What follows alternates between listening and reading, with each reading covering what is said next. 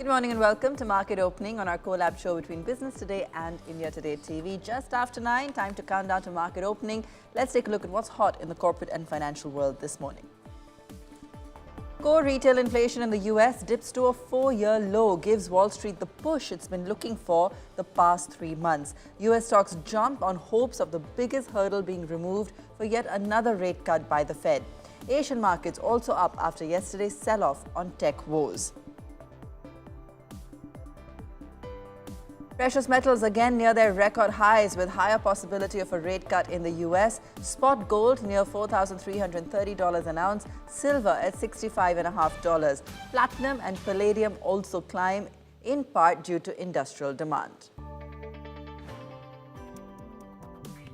2 days, 2 big capital market reforms. A day after big decisions by the SEBI, the Securities Market Code Bill is tabled in Parliament. It repeals 3 existing acts to create a single framework for capital markets. The bill boosts ease of doing business and proposes a charter by SEBI to protect investor interests.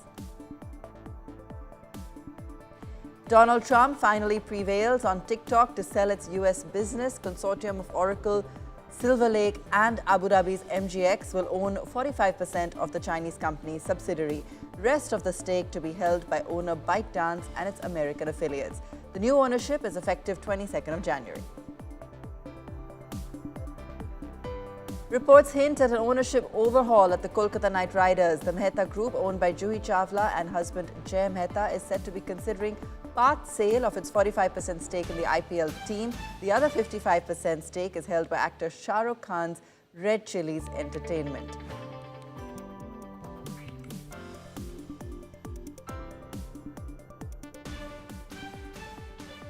Well, the big breaking news at this hour, Bank of Japan has taken a move on its policy rate, hiking overnight rates by 25 basis points.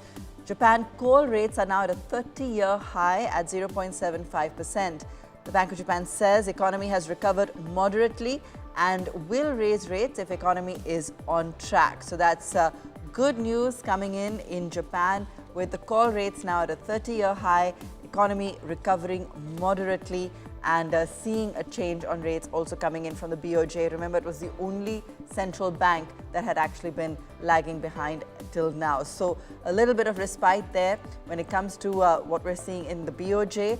And separately, overnight on Wall Street, we've also seen a good turn with, with the CPI actually showing some amount of moderation, paving way once again for anticipation perhaps of another rate cut, even though the Fed has indicated that that's not on the card. So that's why you're seeing green all across on global markets and Asia this morning. Let me also welcome in my colleague Shailendra Bhatnagar, Chief Analyst in Editor Markets. Shail, good morning. It sounds like at least global markets are in sync. It is Friday though, and the week has been quiet. What are we looking forward to in trade today?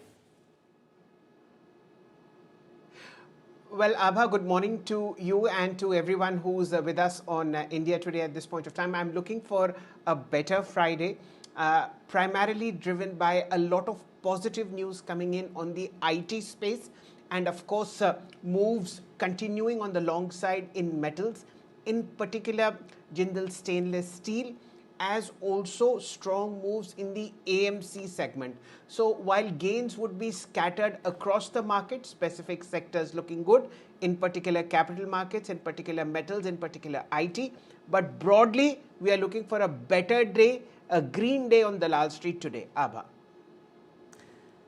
All right, so looking for some amount of action. Look at the overnight trades also on those tech stocks. As Shail said, tech in action, AMC's in action.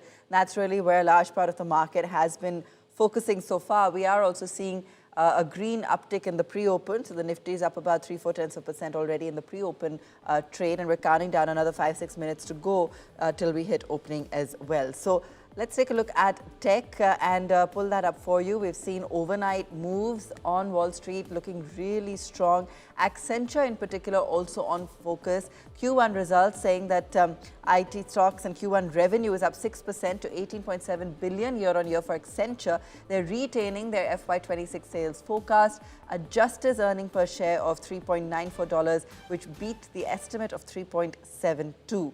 Organic growth guidance for FY26 has been maintained at 0.5 to 3.5%, and advanced AI bookings are actually up 76% year on year at $2.2 billion. That tells you why tech is up overnight. New bookings at $20.9 billion.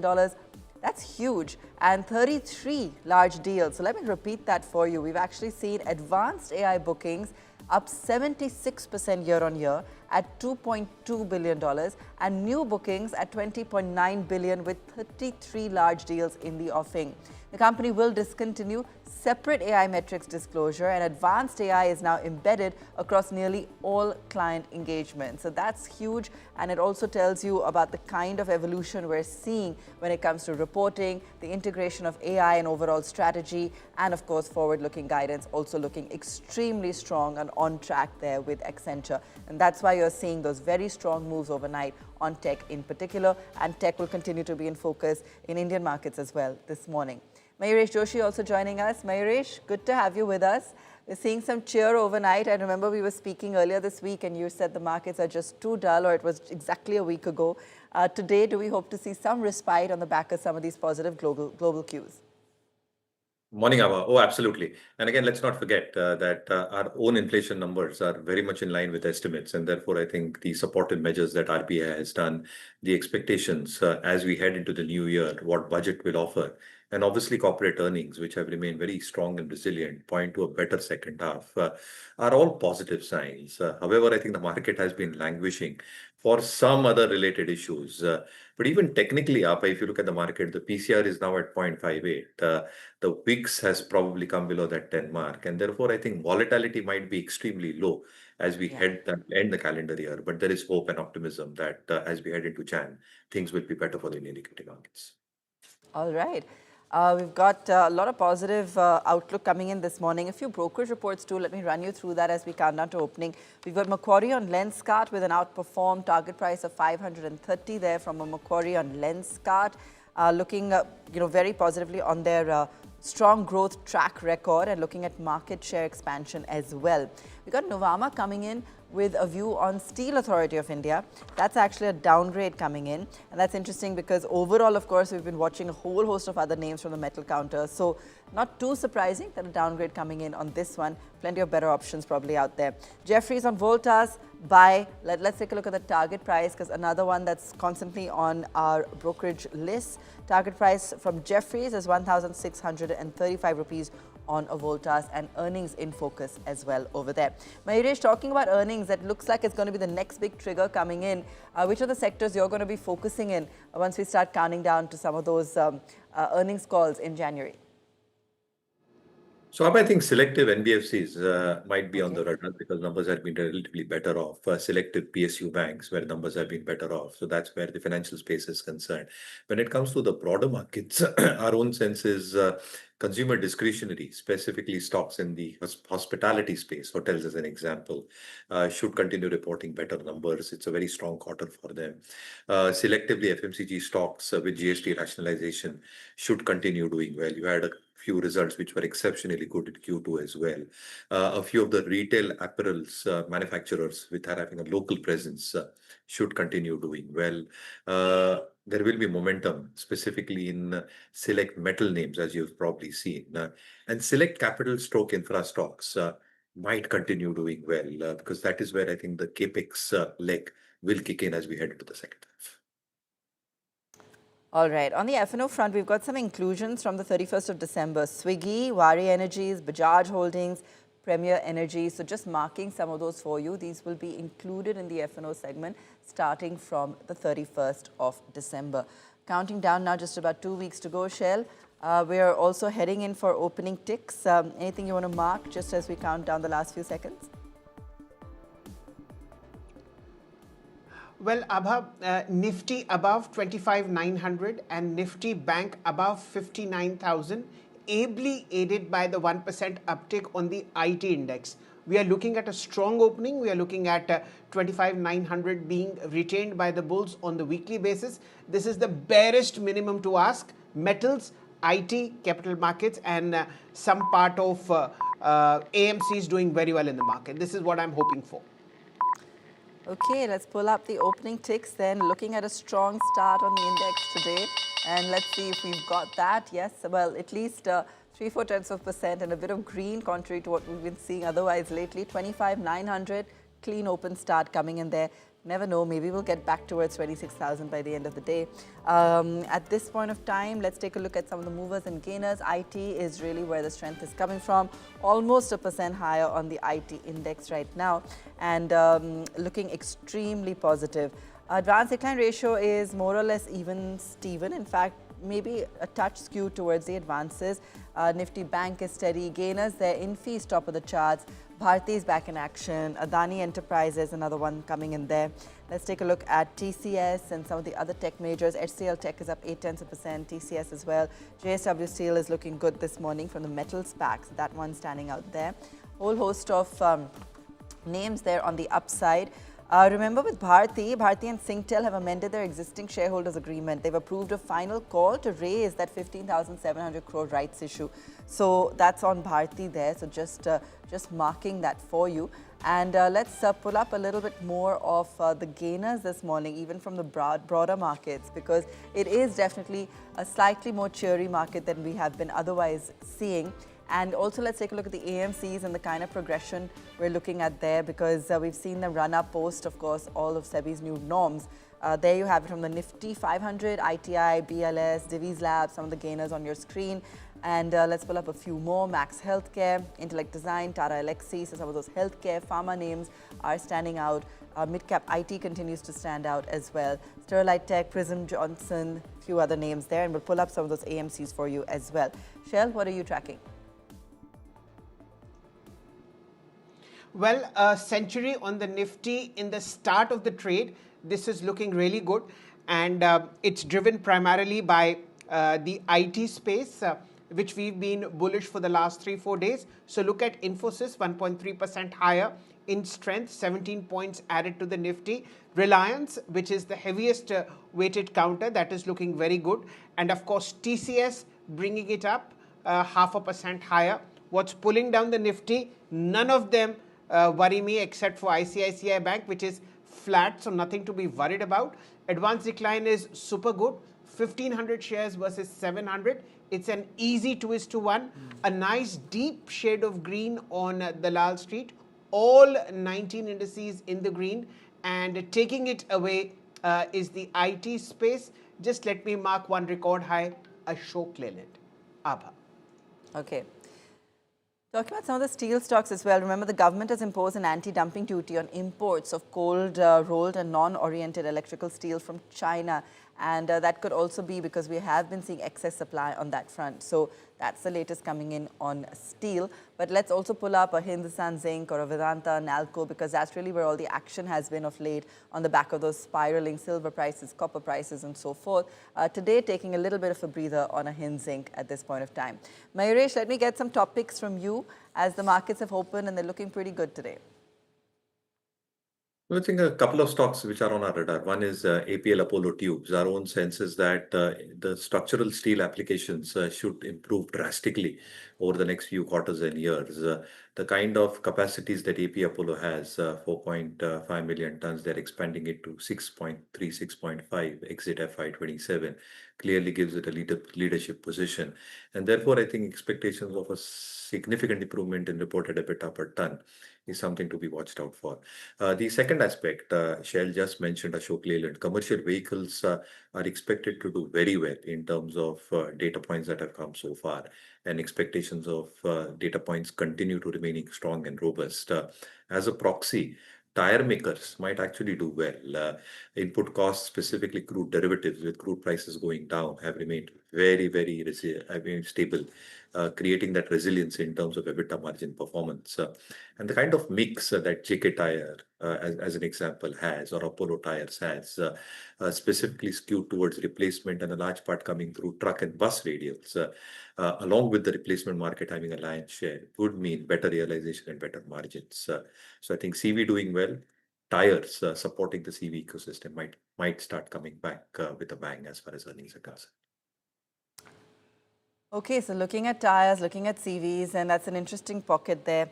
Let's also pull up, some of the IT names, some of the telecom names. These are the newsmakers right now. I just want to run through some of these. And then Mayuresh, take your pick of what you want to talk about. But IT cooling off a little bit from the kickoff of the session right now. But within the IT majors and looking at Accenture's commentary, if we are to perhaps take a bet basis on how some of these majors are adapting to AI and integrating it in their overall strategy, that could perhaps be really where the magic lies. What do you say, Mayuresh?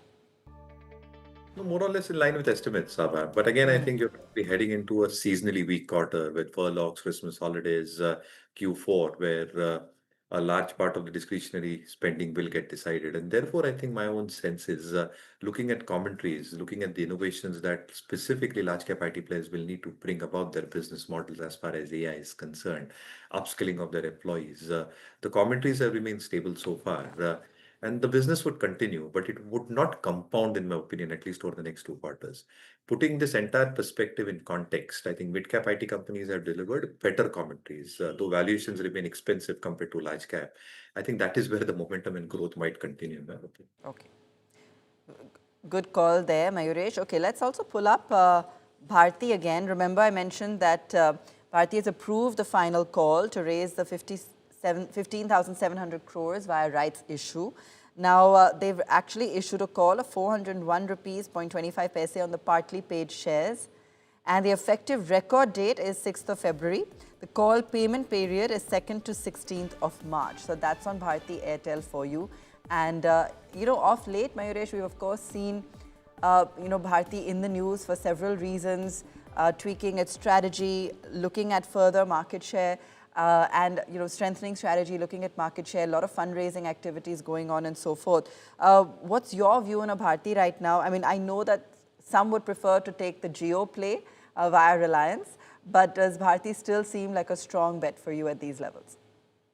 Yeah, so if anybody has Bharti, they should continue holding two things, Abha. I think one, in terms of the rate hikes or tariff hike itself, I think there might be more to come.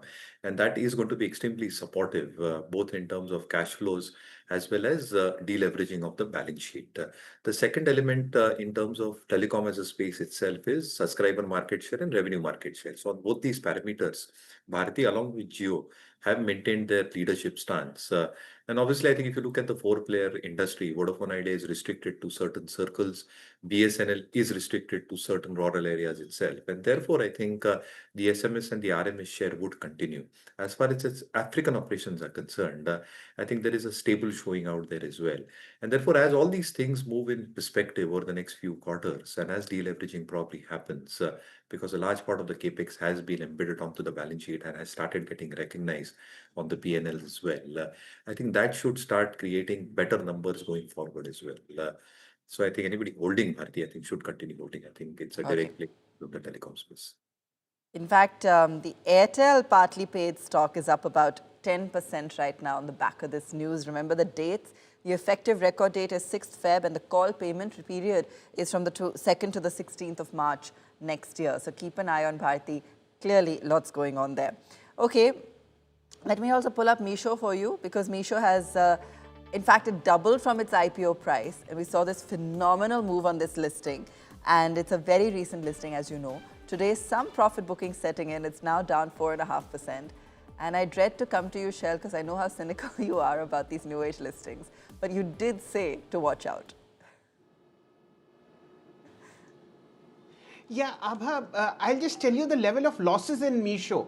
All these research reports need to be taken with a bag full, forget a bag full, with a truckload of salt. They are distribution points. And for a company that is not on the path of profitability, one has to be very, very careful. Down 4.5%. Let's see how it goes. I won't stick my neck out on the long side, ever.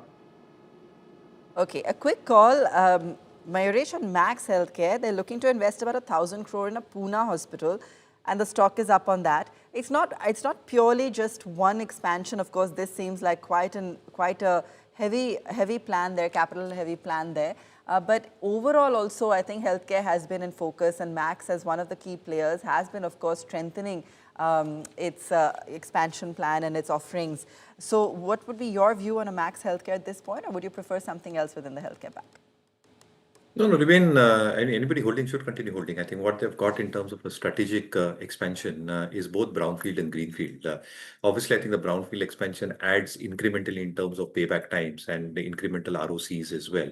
But even greenfield expansions will probably add to the payback and ROCs. Having said that, with the existing capacities, the kind of parameters that they're probably reporting in terms of average revenue per operating bed, the average length of stay, a large part of their presence is in urban centers, and therefore I think medical tourism aids them quite significantly. Again, decent story, good story, expectations in terms of healthcare as a space itself. The organized pledge should benefit going forward as well. So anybody holding should continue. Great. In fact, we're seeing a lot of action across pharma today, pharma, healthcare, few newsmakers as well from that. Max, we just touched upon. Biocon has received an EAI with voluntary action indicated status from the US FDA for a New Jersey facility. So that's Biocon, but the Nifty Pharma is actually trending higher. There's also news coming in on Trump with regards to the pharma pack. I'm just receiving that. Trump has signed an FY26 NDAA law, including a Biosecure Act. We'll get more details on that, but perhaps triggering also the move we're seeing, for instance, in a Divi's lab this morning. We've been looking at that, and Divi's is up about 3% right now. So we'll try and get you a little bit more on what this will mean for some of these pharma majors. The Finance Minister, Nirmala Sitharaman, has introduced the Securities Markets Code Bill in the Lok Sabha. The bill signals a major reset in the country's capital market rule book, aiming to consolidate three key securities laws: the SEBI Act of 1992, the Depositories Act of 1996, and the Securities Contracts Regulation Act of 1956 into a single modern framework. The bill promises simpler governance, tighter investor protection, and smoother regulatory coordination. The proposed code also seeks to strengthen SEBI, expand its board, and sharpen conflict of interest norms. The bill has now been sent to the Parliamentary Standing Committee on Finance for scrutiny. All right, Mayuresh, the reform agenda is clearly on track. A bit of good news from Trump this morning as well, and we're still counting down to the trade deal being announced, and we're still hoping it is going to happen. With that in mind, where do you feel we're headed as we close out the year, or are you now looking forward to January earnings and really saying that that's going to be the next key focus? Oh, absolutely. I think Q3 earnings will lay base for how Q4 or the second half and the annualized 26 numbers will play out. Not just that, Abha, I think it will also lay base for how 27 numbers will play out. And already there are consensus calls that over the next 2 years, the base case scenario is for a 12 to 14% earnings growth, which is significantly higher from the higher single digits. Now, if you account for all that and you assume that in Nifty EPS estimates exit 27, there seems to be a reasonable number on that front going forward. And then you probably have a multiple done in terms of average of how the index has traded between 16 and a half and 23 and a half times. Even if you take an average of that on an FY27 exit, there is still a significant upside as far as the index is concerned. And therefore, I think the optimism in terms of how earnings will play out, what the budget will lay out in terms of fiscal prudence, liquidity measures that RBI has been very, very supportive about, and key macro factors remaining in favor might mean that our underperformance with emerging and developed peers might actually reverse as we close this year and head into FY27. So again, a quote from our founder, which I've time and again mentioned, is that I've never met a successful pessimist. All right. Thank you so much, Mayuresh. Have a great weekend. Thank you for joining us. We'll leave it there for now. Do stay tuned. We'll be back again at market closing to take you through the day's action. Thanks for watching.